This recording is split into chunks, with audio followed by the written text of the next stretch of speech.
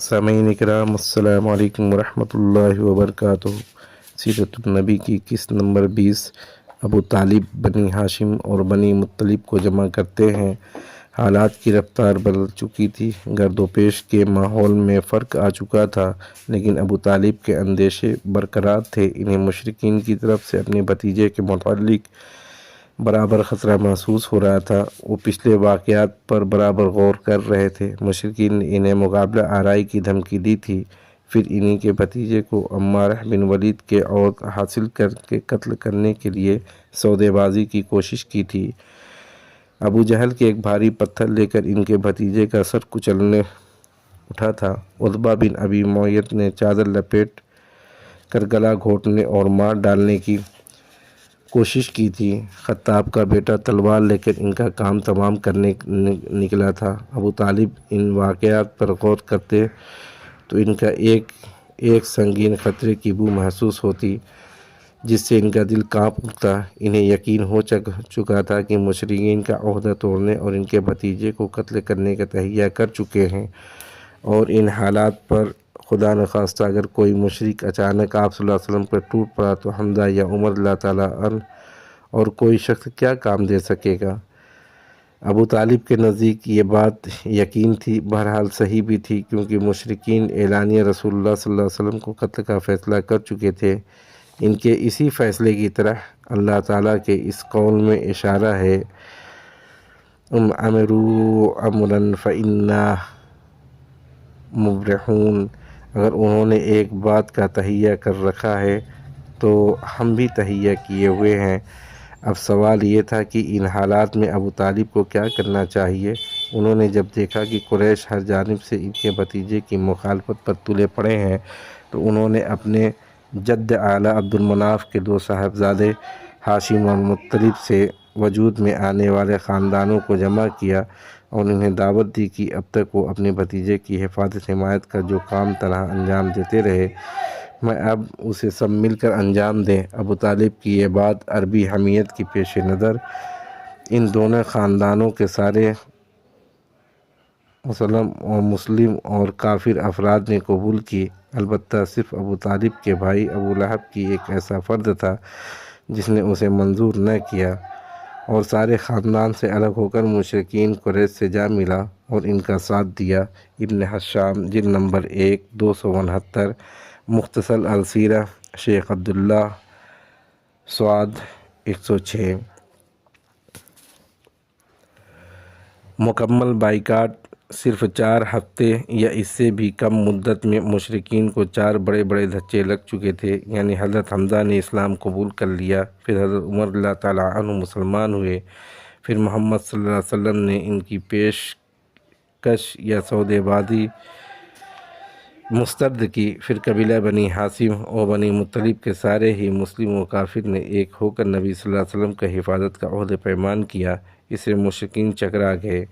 انہیں چکرانا ہی چاہیے تھا، کیونکہ ان کی سمجھ میں آ گیا کہ اگر انہوں نے نبی صلی اللہ علیہ وسلم کو قتل کا اقدام کیا تو آپ صلی اللہ علیہ وسلم کی حفاظت میں مکہ کی وادیاں مشرکین کے خون سے لالہزار ہو جائے گی، بلکہ ممکن ہے کہ ان کا مکمل صفایا ہی ہو جائے۔ اس لیے انہوں نے قتل کا منصوبہ چھوڑ کر ظلم کی ایک اور تجویز کی، جو ان کے اب تک تمام ظالمانہ کارروائیوں سے زیادہ سنگین تھی۔ ظلم و ستم کا پیمانہ اس تجویز کے مطابق مشرکین وادی محصب میں خیف بنی کنانہ کے اندر جمع ہوئے، آپس میں بنی ہاشم اور بنی مطلب کے خلاف یہ عہد و پیمان کیا کہ ان سے شادی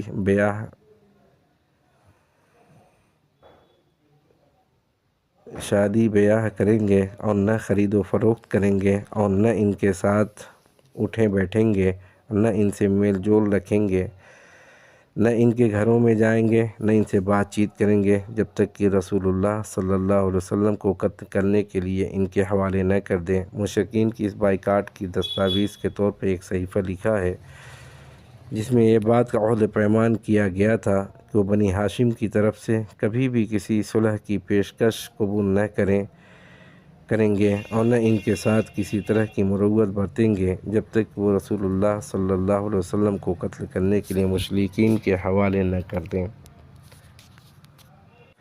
ابن قیم کہتے ہیں کہ یہ صحیفہ منصور بن اکرمہ بن عامر بن ہاشم نے لکھا تھا، بعض کے نزدیک نصر بن حارث نے لکھا تھا، لیکن صحیح بات یہ ہے کہ لکھنے والا مغیث بن عامر بن ہاشم تھا۔ رسول اللہ صلی اللہ علیہ وسلم پر اس پر بد دعا کی تو اس کا شہادت شل ہو گیا۔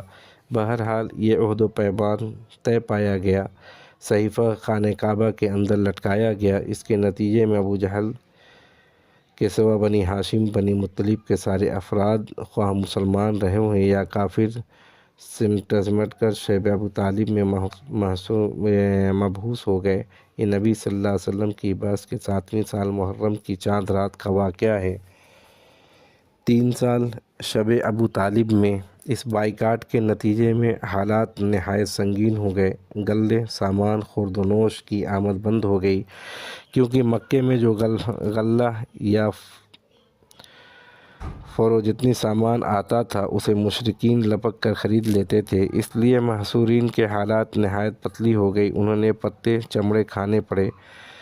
فاقہ کشی کا حال یہ تھا کہ بھوک سے بلکتے ہوئے بچوں اور عورتوں کی آوازیں گھاٹی کے باہر سنائی پڑتی تھیں۔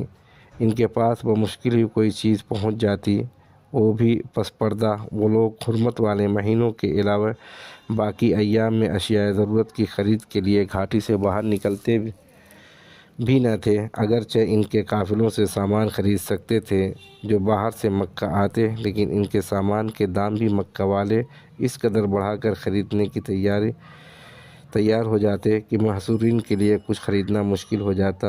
حکیم ابن جزام جو حضرت خدیجہ رضی اللہ تعالیٰ عنہ کا بھتیجا تھا، کبھی کبھی اپنی پھوپھی کے لیے گیہوں بھجوا دیتا۔ ایک بار ابو جہل سے سابقہ پڑ گیا، غلہ روکنے پر اڑ گیا، لیکن ابو جنتری نے مداخلت کی اور اسے اپنی پھوپھی کے پاس گیہوں بھجوانے دیا۔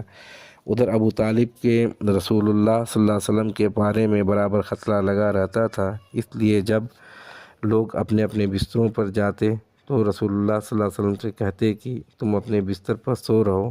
مقصد یہ ہوتا کہ اگر کوئی شخص آپ صلی اللہ علیہ وسلم کو قتل کرنے کی نیت رکھتا ہو، دیکھ لے کہ آپ صلی اللہ علیہ وسلم کہاں سو رہے ہیں۔